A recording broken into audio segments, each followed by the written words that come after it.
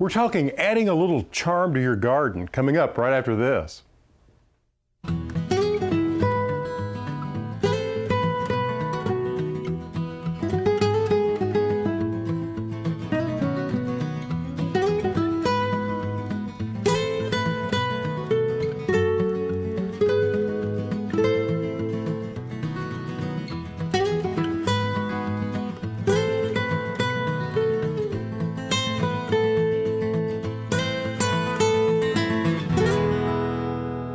Hi, I'm Alan Smith. Welcome to the show. Today, we're going to have some fun. Literally, we're going to talk about fun, humor, whimsy in the garden. You know, I love to go into a garden or even a home where you can really see the personality and playfulness of the owner. And there's a lot of opportunities to do this in the garden. In fact, I've got a little project for you that's really fun to do, and it will add that touch of whimsy. We're also going to visit EuroAmerican Propagators in California to talk about a beautiful shade-loving Heuchera or coral bell that has a charming name. Then we'll hop over to the great state of New York and visit an amazing garden center to build a container grouping. Plus, I'll show you how to make this refreshing beverage. And if you have some dishes that are cluttering up your cabinet that you've forgotten about, I've got a project for you that'll add a touch of whimsy to your garden, and the birds will love it too, so stay tuned. Now, if you've ever grown Heuchera, especially this one called Dolce key lime pie, you know that foliage is one of its greatest attributes. The bright chartreuse leaves caught my eye, and then I discovered that it can also produce a lot of flowers, perfect for the shade. John Rader of EuroAmerican Propagators in California tells us more. John, you know, the idea of foliage is so important in the garden. And you take something like this Heuchera, which I love Heucheras, but this one is just off the charts in terms of color. You don't really give up a lot to embrace a plant with this level of intensity of color. You don't have to have blooms, in other words. Yeah, you know, often we are concerned when's the plant going to bloom, when I'm going to have color. Well, this one takes care of that for us, and this one gives us this beautiful chartreuse foliage that isn't just entirely chartreuse. You've got some blendings of different shades of chartreuse, and so it's a great plant. It has nice texture to it because of the way that the leaves are multiple lobed like that. And right now, being the spring, we're getting the bonus of it's going to have some flowers on it. Yeah, tiny little bells where it gets its name, coral bell. Yes. And of course, this is Dolce key lime pie. And look at it with this blue scivolo. That's what I love about it. Chartreuse is one of those, I consider it a neutral, albeit an electrifying neutral, that works with so many other colors. It works with orange, it works with purple, it works certainly with white. It's a very versatile shade. Speaking of shade, that it also was great as a shade plant, because shade places often are sort of dull. Yeah. And this kind of illuminates that. Most gardeners, they would give it a little shade from the afternoon sun. Yeah, I think that would be best to have it shaded from the afternoon sun, morning sun, afternoon shade. Well, this is an excellent plant for the container as well. I have used it in numerous situations as the foliage plant in containers. It's a great plant for combinations. And what's nice in using it as a container plant is that many people don't think, well, planting perennials with annuals. Yeah, it's just fine to do that. There's sure. no rules against that, you know? Mix it up. And when we think about nature, you go into a meadow and you see perennials and annuals and grasses all growing together. Why not reproduce that in your own combination? It more exciting. Yes, it does. Very good. After the break, we'll get started on this teacup project and take a trip to New York, so don't go anywhere. Now, this is a simple little project that makes use of maybe some discarded dishes. What I want to do is show you how this works, all right? You're going to use a basic cup and saucer. They can match or not. You're just going to need a couple of washers and a couple of nuts and some all thread and a copper tube that will serve as a sleeve, and then you can stand this up in the garden. It's really simple to construct. What you want to do first is mark the center of each and carefully drill a hole through them one at a time. Now, to reduce breakage and frustration, first make a starter hole with an 1/8 inch ceramic tile bit and then widen it with a 1/4 inch masonry bit. Okay, with that done, now you want to take a 36-inch long, 1/4 inch all-thread metal rod and screw a nut about a 1/2 inch from the top and place the washer on top of the metal nut. and then the saucer and the cup on top of that washer. You should have the teacup and the saucer balanced on the metal nut and washer with about a ½ inch or less of the threaded rod rising up through the middle of the teacup. Now take your second washer and slip it over the threaded rod so that it fits flat inside the teacup. Next, add the metal nut on top of the washer and screw it down tightly so that the teacup and saucer are secure. Now all you have to do is select an area in your garden where you'd like to place the feeder.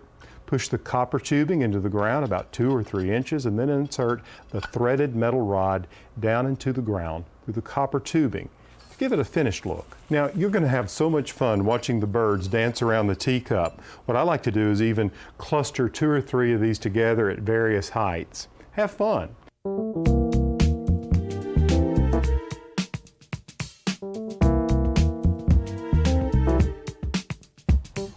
I'm at Starkie Brothers out on Long Island here with Patti Bancalari, who's a specialist in annuals and perennials. Patti, this looks gorgeous. Thank you, Alan.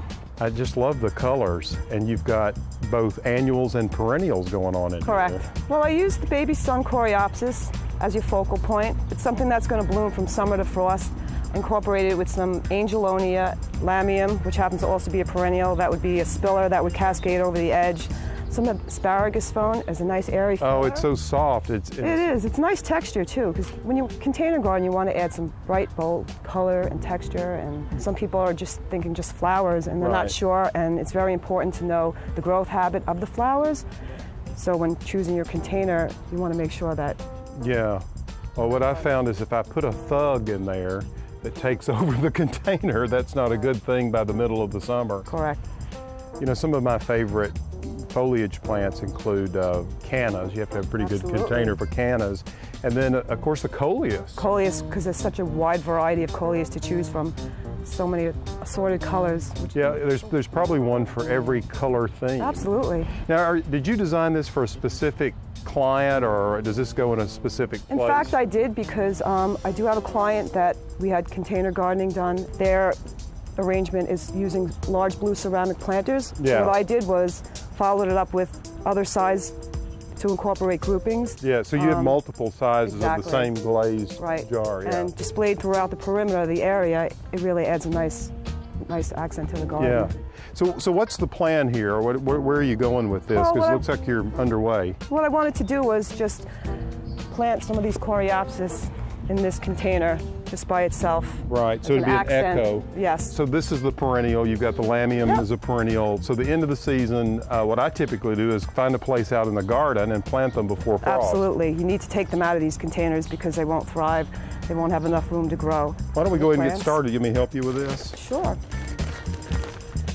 So what do? You fill it up to... Fill it all the way up, leaving about 1 inch in the top of the container. So this way we have How am I room. That's doing? good. That's fine, Alan. Yeah, That's am I a going little to work much. out okay? Yeah. You going to put me on regular here? I think we're a little. Could I fit in? See if we That can- looks good. Pack it in just a little bit. In. Now with this Pro Mix, what you have is some fertilizer already in there and some mycorrhizae that really get things Absolutely. going. Need a slow release fertilizer in there. how We'll you put do this in that. there, loosening up the root system. Yep, I do that too. I call it deep tissue massage. Okay, that's beautiful. Room for the plants to grow. Yep, yep. And you know, with the right kind of soil mix and this ultimate container mix, what I find is that you don't have to put like the shards of pottery down in the bottom, you know, like we used Right. to if it drains. Good drainage is very important. I love packing them in like this. Nice and tight. Yep.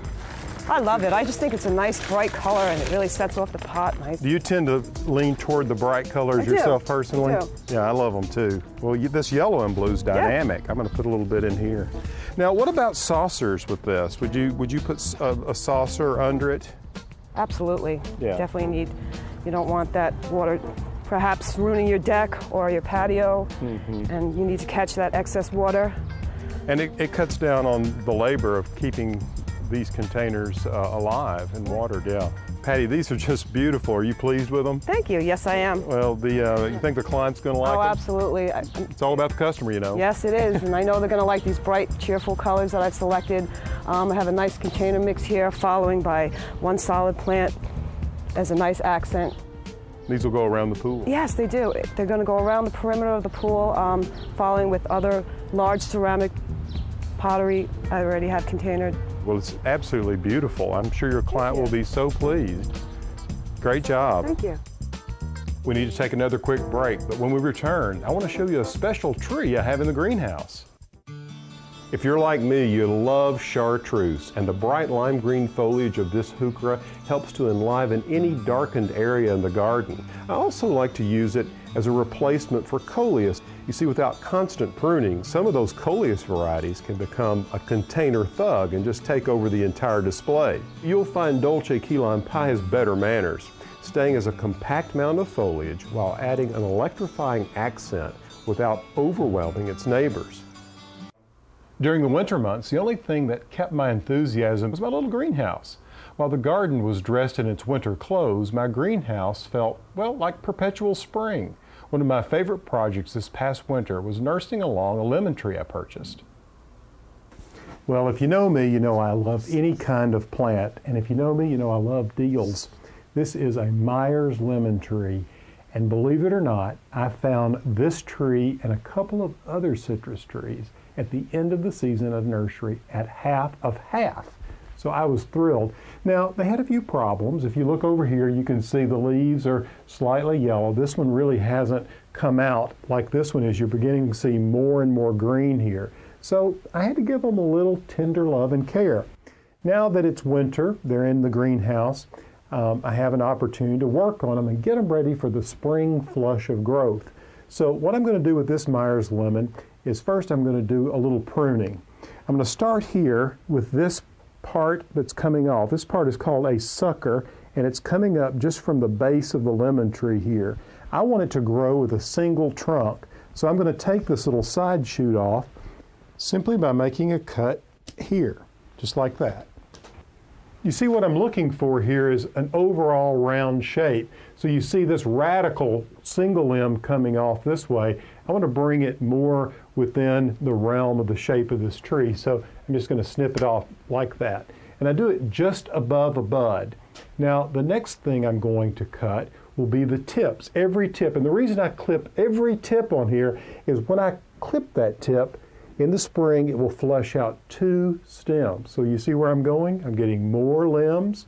With more limbs, I'll get more fruit, more than this. So all you do is just do this, every one of them. It doesn't hurt the tree, it just makes it better. And this. You see, there's nothing to it. Now, this plant came with a single stalk and this little bamboo pole. I'm going to leave that, but if you buy one that has this little plastic wrapper on it, watch it because it can cut in to the stalk of the tree. So I'll loosen these later in the growing season. Okay, now it's had a haircut. What I want to do is spray it down with a really safe product for fruit and vegetable plants. This is to make sure that we keep the insects off of it, all right?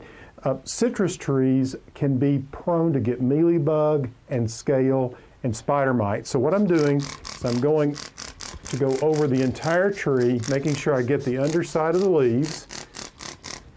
Now, I haven't seen any on this particular plant. We've had some on some of the others in the past, and I just want to make sure that none of the eggs hatch and we get an infestation here. And I even like to soak the ground around the base just in case. Now, what I like about using a safe organic product in the greenhouse is that I'm in here working. There's not a lot of ventilation, but with this, I don't have to worry about it. Now, by next year when I bring these in, rather than 1 lemon, I want to have a dozen. Follow these tips and you'll have plenty of citrus.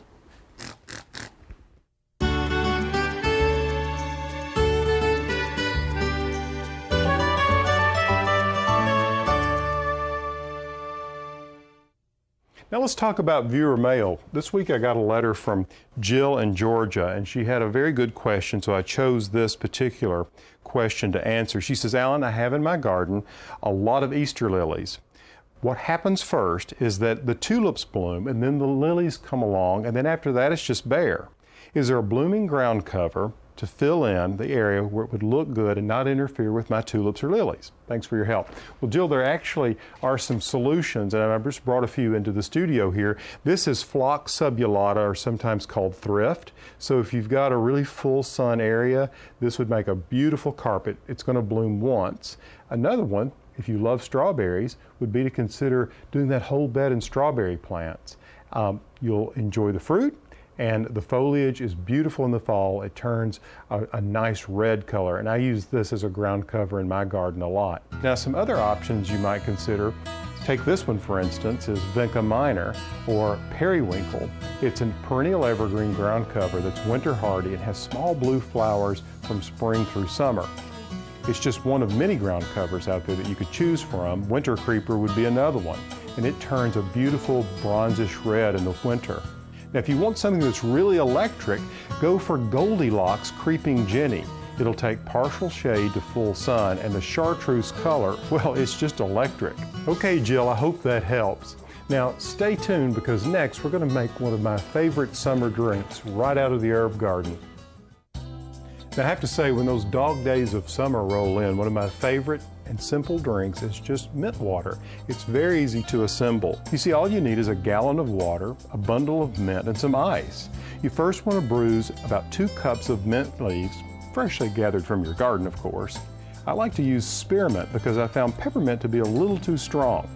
Next, add the mint to a gallon of fresh, cool water and chill it in the refrigerator overnight.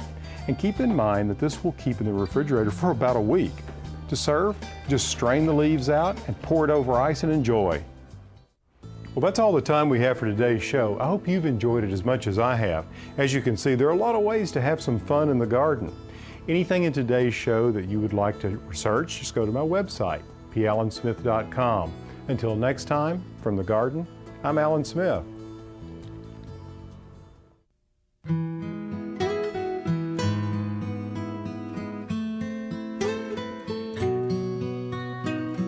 In this garden I dream of a bed of flowers.